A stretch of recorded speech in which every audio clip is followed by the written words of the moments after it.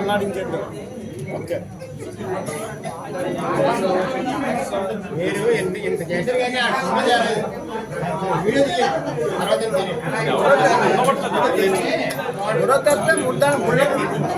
Government ఎప్పుడో కొన్ని సంవత్సరాల క్రితం ల్యాండ్స్ ఇచ్చారు సార్.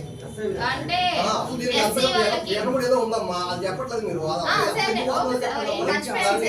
గతంలో కూడా మా మామగారు సర్పంచ్ గా ఉండేటప్పుడు ఇలానే మా మామగారి పేరు మీద కూడా కేసులు పెట్టి ఇవన్నీ చేస్తే ఇగోండి సార్ పోలీస్ స్టేషన్ లోనే రాజీ చేశారండి వాళ్ళకి వీళ్ళకి. అది త్రోవ అందరికి పనికొచ్చింది, దానికోసం ఎవరు అడ్డు చెప్పడానికి లేదు మీరు అనేసి చెప్పి రాజీలు చేయించారు సార్. ఇప్పుడు గతంలో కూడా మీరు చూస్తారు. అంటే ఒక వ్యక్తి 900 ఫ్యామిలీస్ 900 జనాభా ఊర్లంతా ఆడిస్తున్నాడు అంటే ఏదో ఆయన్ని కూడా పోలీసులు సపోర్ట్ చేస్తారంటే పోలీసులు దగ్గరగా మంచిగా చేసుకుంటున్నారు సార్. కొత్తగా ఇప్పుడు మీరు కొత్తగా వచ్చారనుకోండి, ఊర్లో విషయాలు ఏంటి అనేది మీకు తెలీదు. నేను ఏది చెప్తే అదే కదా మీరు నమ్ముతారు. మీకు కొంచెం ఫ్రెండ్లీ నేచర్ ఏర్పాటు చేసుకొని మీ ద్వారా అతను పనులు చేయించుకుంటున్నాడు.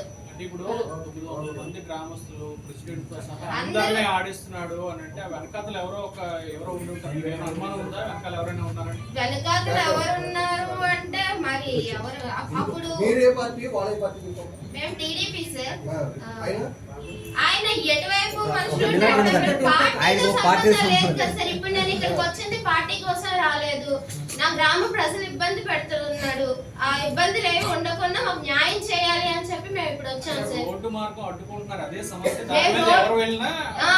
ఇంకేం లేదు సార్. ఎవరైనా అది పూర్వం నుంచి ఆ త్రోవను బండి వెళ్ళే త్రోవ సార్. మామిడికాయలు తెచ్చుకునే వాళ్ళు ఆ తెచ్చుకున్న త్రోవ ఆయన ఆక్రమించేసుకున్నాడు. ఇది నాది, మీరెవరు అడుగు పెట్టడానికి లేదు అని చెప్పి చెప్తున్నాడు. రోడ్డుకి మేము తీర్మానం చేస్తే మా పైన కేసులు పెడతాడు. ఇప్పుడు రీసెంట్ గా కేసు పెట్టింది వాళ్ళ అన్నదమ్ములు తగాద ఏదో ఉంది సార్ వాళ్ళకి. దానికోసం మళ్ళీ మమ్మల్ని అందులో చేర్చడం అనేది కరెక్ట్ కాదు కదా. ఆయన ఎక్కడున్నాడో ఏంటో కూడా మాకు తెలియదు.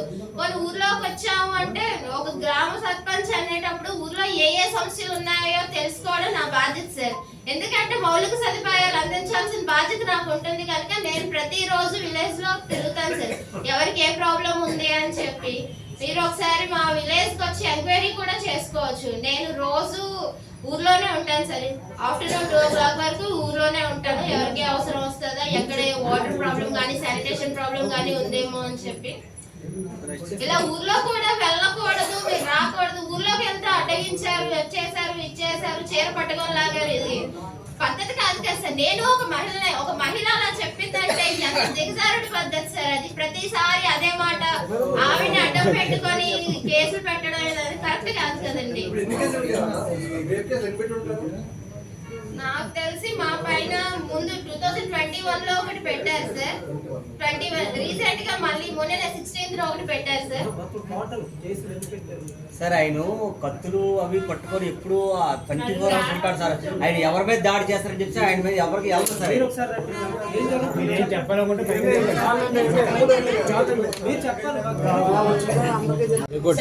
ఇంతకుముందు 2021 కేసు పెట్టేటప్పుడు పోలీసులు అనేది దాని మీద ఎంక్వైరీ చేయాలి. 14 మంది మీద రేప్ కేసు పెట్టారు. ఆ 14 మంది అక్కడ ఉన్నారా లేదా? అందులో ఒక బాలుడు అంటే 11 సంవత్సరాల బాలుడు అంటే మిచ్యూర్ అవ్వలేని బాలుడు ఇంకా ఆ బాలుడు మీద కదా కేసు పెట్టారు. ఈ 14 మంది కూడా అందులో ఇన్వాల్వ్ అయ్యారో లేదో తెలియదు. తెలియదు. పోలీసులు వచ్చారు. వచ్చిన పోలీసులు వెనకతల ఎవరైతే ఉన్నారో కేసు పెట్టిన వాళ్ళు తిరిగి ఊర్లో తిరిగి వీళ్ళందరూ రేప్ చేశారని పెడితే వాళ్ళు కేసు ఫైల్ చేసి ఎఫ్ఐఆర్ ఫైల్ చేశారు. ఎఫ్ఐఆర్ ఫైల్ చేసిన తర్వాత మేము కోర్టుకి దగ్గర 16 వాయిదాలు 20 వాయిదాలకు వెళ్ళాం. అదేవిధంగా పిల్లల్ని కూడా నెలకి 4 వాయిదాల చొప్పున తీసుకెళ్తూనే ఉన్నారు. అయితే ఇలాగ ఎన్నిసార్లు వెళ్ళినా సరే అలాగే జరుగుతుంది. ఇప్పటికి దగ్గర ఒక 30 మంది మీద కేసులనే ఉన్నాయి. అంటే ఏదో విధంగా ఒకరు సపోజ్ మనం ఏదో పని మీద బయటికి వెళ్ళేటప్పుడు ఎవరు ముసలివాడు అడ్డొస్తే అరే నువ్వు నాకు కొట్టేస్తున్నాను కొట్టేశారు. అయినా ఎందుకు కొట్టాలి? ఒకరు అడ్డొచ్చినా నువ్వు కొంచెం బాగా వెళ్ళొచ్చు కదా. అలాగైతే ఎలా చూసుకుంటే దగ్గర ఒక 30 ఇదే పేపర్ ప్రెస్ మీట్ కొమ్మంటే ఇస్తాం. దగ్గర 30 కేసులనే ఉన్నాయి అతని మీద. ఇవన్నీ చదవాలంటే మీకు టైం సరిపోదేమో. చూడండి ఒక 3 చదువుతాం చూడండి ఒకసారి. ఒక కాఫీ ఇచ్చేస్తానండి, ఎందుకంటే ఎస్సీ మొత్తం ఉందండి ఇక్కడ. ఇప్పుడు ఇక్కడ ఏంటంటే ఆయన ఒక మాది ఎస్సీ ఆయనది ఎస్సీలండి. ఇక్కడ ఏంట్లేదు, ఎవరైతే ఏదైనా గొడవకు వస్తే భార్యను అడ్డం పెట్టుకొని తనను రేప్ చేశారని కేసు పెడతారండి. దాన్ని పోలీసులు ఎంక్వైరీ చేయకుండా కేసు కట్టడం జరుగుతుందండి ప్రతిదిని. ఈ ఊళ్ళో మినిమం ఒక 600 ఇళ్ళనే ఉన్నాయండి. వాళ్ళ తమ్ముడు కూడా సేమ్ రౌడీ టైపేనండి. ఎవరైనా వస్తే కొట్టేయడం, వాళ్ళ తమ్ముడు, వాళ్ళ భార్య, వాళ్ళ అన్నయ్య భార్య, వీళ్ళు ముగ్గురు కలిపి ఈ ఊర్లో ఎవరైనా సరే వాళ్ళు బీసీ కులస్తులు అవనియండి, ఎస్సీ అవనియండి, ఎస్టీ అవనియండి, ఎవరిని కొట్టేసినా సరే ఎవరిని కొడితే వాళ్ళ మీద రేపు కేసు పెట్టడం అనేది జరుగుతుంది. అవతల చదువుకున్నారా లేదా? రీసెంట్ గా కూడా అలాగే కేసులు పెడితే మా ఎస్సీ కాలనీ వాళ్ళు అందరి మీద పెట్టారు. మళ్ళీ పోలీసులు ఏమని చెప్పారు, అందరి మీద పెడితే బాగోదు, కొంతమందిని తీసేయండి. ఎందుకంటే ఊర్లో ఒక క్యాస్ట్ ఉన్నారు కూడా, అందులో 2 ఉంటాయి, ఏదో పార్టీ ఫీలింగ్ అనేది ఉంటుంది. వీళ్ళు మన పార్టీ వాళ్ళు, వీళ్ళు తీసేయాలి. అందులో కూడా వయసున్న పిల్లలు 18 సంవత్సరాల లోపు పిల్లలు దగ్గర 16 మంది ఉన్నారు. వాళ్ళ పిల్లలు కొట్టించి ఎవరైతే ఉన్నారో మనకి ఎగరెస్ట్ ఉన్నారో వాళ్ళ పేర్లకి కేసులు పెట్టమని పోలీసులకు చెప్పారండి. మేము సిఐకి ఇదే ప్రెస్ మీట్ లో ఒకసారి కూడా లాస్ట్ 2 years బ్యాక్ కూడా ప్రెస్ మీట్ అనేది ఇవ్వడం జరిగిందండి. అప్పటి నుంచి ఇప్పటికీ కూడా కేసులు అయితే నడుస్తూనే ఉన్నాయి. మా ఊరే కాదు, పద్మనాభ మండలంలోని చాలా గ్రామాలు ఇబ్బంది పడుతున్నాయండి. ఏదైనా ఎవరైనా అడ్డగిస్తే కేసు మా మీద ఫైల్ చేయకుండా మాకు ఎవరైతే ఉంటారో పెద్దలు నాయకులు ఉంటారు కదండి. ఇప్పుడు నేను ఎస్సీ కులస్తుని, నాకు ఎవరు ప్రెసిడెంట్ ఉంటారు, ప్రెసిడెంట్ బీసీ అవ్వచ్చు, ఓసీ అవ్వచ్చు. మేము వాళ్ళతో తిరిగినందుకు వాళ్ళ మీద, వాళ్ళ భార్యల మీద, వాళ్ళ యొక్క ఆడపడుచులు భర్తల మీద అందరి మీద కేసులు పెట్టి, అలాగే ఈ రైతులు ఉన్నారండి, ఆ రైతులకు ఎటువంటి సంబంధం లేదు. ఎందుకంటే వాళ్ళు మాతో తిరుగుతుండండి. నేను ఒక్క దాని మీద అందరి మీద కేసులు పట్టడం జరిగిందండి. వాళ్ళకి భయపడి ఒకరి ఊర్లో ఎవరో రైతులు కొట్టినా సరే వాళ్ళు ఏమనట్లేదు. ఎందుకు అట్రాసిటీ కేసు పెడతారు, లేకపోతే మమ్మల్ని మాదిగలంచి అన్నారు, లేదా మాది కూడా అన్నారు, లేకపోతే ఆవిడ రేప్ చేశారు అన్నారు.